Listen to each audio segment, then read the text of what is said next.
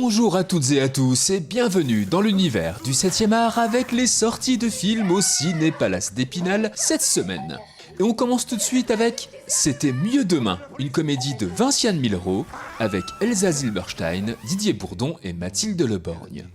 Dans une petite bourgade française, Hélène et Michel et leurs deux enfants coulent des jours heureux dans l'insouciance des années 50. Soudainement propulsé en 2025, le couple découvre un monde moderne à l'opposé de celui qu'ils connaissent. Pour Hélène, qui a toujours vécu comme il se doit dans l'ombre de l'époux, c'est une révolution. Mais pour Michel, qui voit ses privilèges d'homme voler en éclats, c'est un cataclysme. Entre vent nouveau et parfum d'antan, ce voyage dans le temps ne sera pas de tout repos. Ça plane pour moi. Ça plane. Les temps changent, je me sens libre. Ça plane pour moi. Je t'en connais pas. Je connais pas ma femme. Faut trouver comment rentrer, Hélène. Je sens que ça va tourner au vinaigre. Oh là, ça va, prends un peu sur toi, hein. Tron Ares, un film d'action de science-fiction de Joachim Ronning avec Jared Leto, Greta Lee et Evan Peters. L'étonnante aventure d'un programme hautement sophistiqué du nom de Ares, envoyé du monde numérique au monde réel pour une mission dangereuse qui marquera la première rencontre de l'humanité avec des êtres dotés d'une intelligence artificielle. Quelque chose.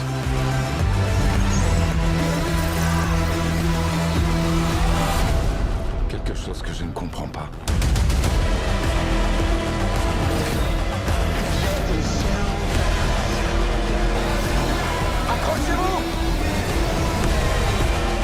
Un programme défaillant qui veut accéder à la vie.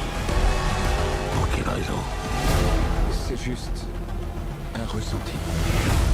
C'est fascinant. Good Boy, un thriller d'épouvante de Ben Leonberg avec Shane Jensen, Ariel Friedman et Larry Fessenden. Un chien loyal comprend que des entités obscures menacent son compagnon humain, le courageux animal doit se battre pour protéger celui qu'il aime le plus.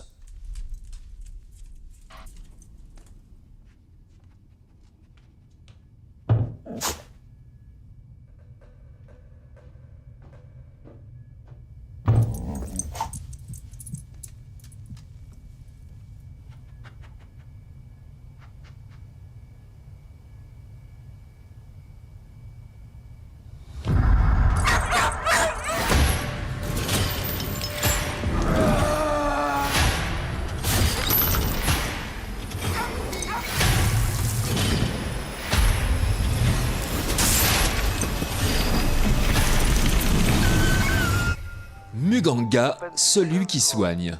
Un film dramatique de Marie-Hélène Roux avec Isaac de Bancolé, Vincent Macaigne et Manon Brèche. Certains combats peuvent changer le cours de l'histoire. Denis Mukwege, médecin congolais et futur prix Nobel de la paix, soigne, au péril de sa vie, des milliers de femmes victimes de violences sexuelles en République démocratique du Congo. Sa rencontre avec Guy Cadière, chirurgien belge, va redonner un souffle à son engagement. Ça suffit pas de faire le bien, Denis. Faut le faire savoir.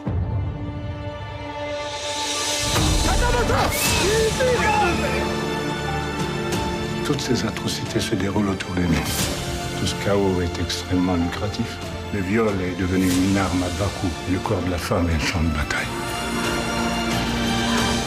Oui, un film dramatique de Nadav Lapid avec Ariel Bronze, Efrat Dor et Nahama Price. Israël au lendemain du 7 octobre. Why, musicien de jazz précaire, et sa femme Jasmine, danseuse, donnent leur art, leur âme et leur corps aux plus offrants, apportent plaisir et consolation à leur pays qui saigne. Bientôt, Why se voit confier une mission de la plus haute importance, mettre en musique un nouvel hymne national.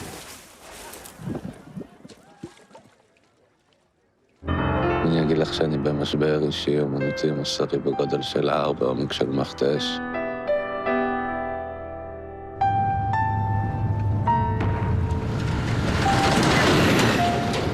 ספרי מה היה ב7 באוקטובר.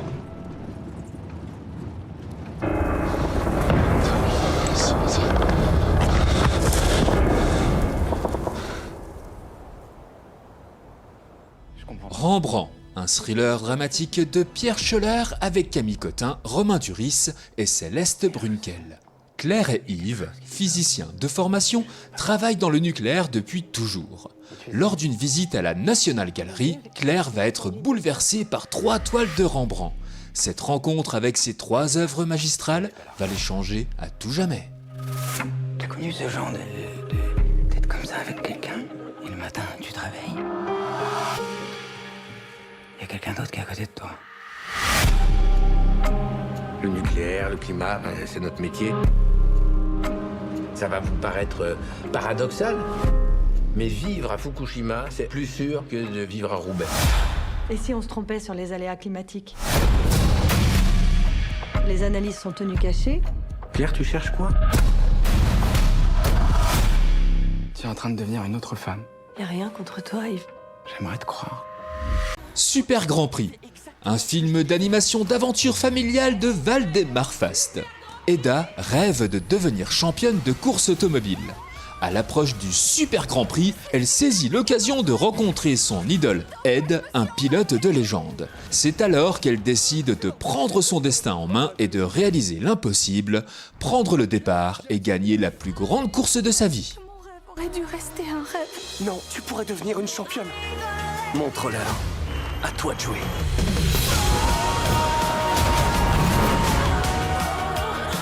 Qu'est-ce qui se passe? Quelqu'un est en train de saboter la course. Comment dit-on lorsqu'une chose inanimée devient soudainement vivante? Tout le monde reste calme, hein. La situation est sous contrôle, il n'y a aucun danger. Sauf qu'il peut. Regarde ça. Tu peux le faire. Gabi et la Maison Magique, le film. Une comédie d'animation d'aventure familiale de Ryan Crego. Gabi part pour une virée en voiture avec sa grand-mère Gigi vers la ville imaginaire de Chat Francisco. Mais lorsque sa précieuse maison de poupée tombe entre les mains de Vera, une femme excentrique dangereusement obsédée par les chats, Gabi va partir à l'aventure, cette fois dans le monde réel, afin de récupérer ses Gabichats et sauver leur maison avant qu'il ne soit trop tard. C'est à nous de régler ce problème.